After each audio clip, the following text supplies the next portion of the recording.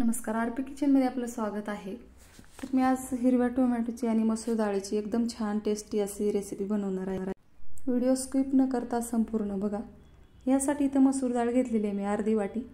याला धुवून पाण्यात भिजत घालायचे। तर मसूर डाळ लगेच भिजते 10 ते 20 मिनिटात। आता इथलं वरचं पाणी काढून टाकायचे आणि यामध्ये दुसरं पाणी टाकून ठेवायचे।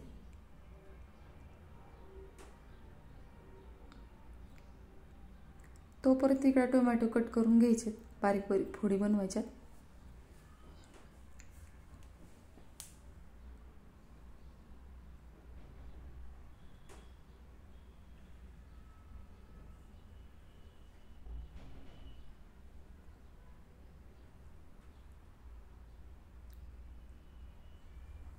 आता इथे फोडी बनवून तयार झालेल्या आहेत। आता इथे एक कांदा कट करून घ्यायचा आहे।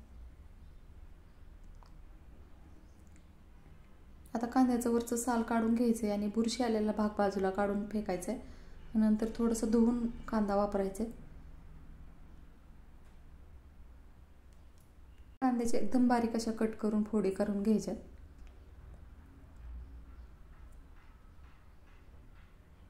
तर ही संध्याकाळच्या किंवा सकाळच्या जेवणासाठी एकदम छान असे चवदार रेसिपी बनते। तुम्ही एकदा नक्की बनवून बघा। आता इथं कांदा कट करून झालेला आहे। आता डाळ पण एकदम छान भिजलेली आहे। आता गॅसवर मी कढई ठेवलेली आहे। सुरुवातीला तेल टाकायचे 1 चमचाभर।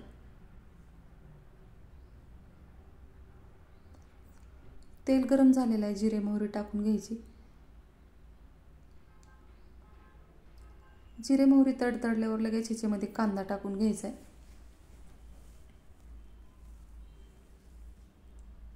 आता कांदा तळून घ्यायचा आहे।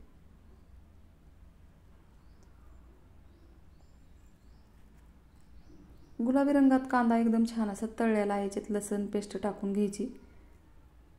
टोमॅटोच्या फोडी टाकून घ्यायच्या सुरुवातीला आणि तेलामध्ये छान असं परतून घ्यायचे।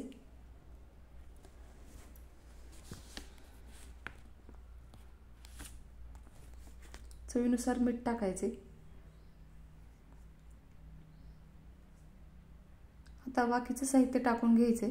लाल तिखट, बेडगी मिरची पावडर, हळद, धने जिरे पावडर टाकलेला आहे। आता हे छान असं परतून घ्यायचे। तुम्हाला माझा व्हिडिओ थोडा जरी आवडला असेल तर प्लीज व्हिडिओला लाईक करा, चॅनलला सबस्क्राईब करा। सबस्क्राईब केल्यानंतर बेल आयकॉन प्रेस करायला विसरू नका। ऑलवर क्लिक करा म्हणजे माझ्या प्रत्येक व्हिडिओचे नोटिफिकेशन सगळ्यात आधी तुम्हाला येईल। हाईप या ऑप्शनवर क्लिक करून जे काही पॉइंट्स असतील ते द्यायला मात्र विसरू नका। तुमचे एक लाईक, एक सबस्क्राईब आणि या हाईपचे पॉइंट माझ्यासाठी खूप महत्त्वाचे आहेत। आणि छानशी कमेंट करा।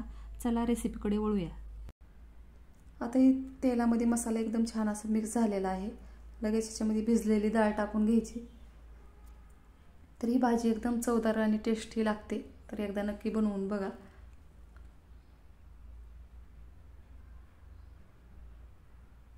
आता थोडंसं पाणी टाकून 5 ते 10 मिनिटाला मध्यम गॅसवर शिजवून घ्यायचे। जास्त पाणी जर आवडत असेल तर थोडं जास्त पाणी टाकलं तरी चालतं या भाजीमध्ये, किंवा नाही पाणी टाकलं थोडीशी मोकळी भाजी बनवली तरी पण चालते। आता इथे एकदम छान अशी भाजी तयार झालेली आहे, बघू शकता। आता याच्यावर कोथिंबीर टाकायची थोडीशी।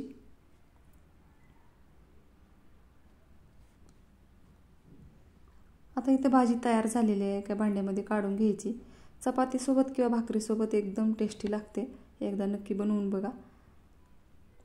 आता इथे तयार झालेली आहे भाजी। माझ्या चॅनलला सबस्क्राईब करा, लाईक करा, शेअर करा। व्हिडिओ बघितल्याबद्दल धन्यवाद।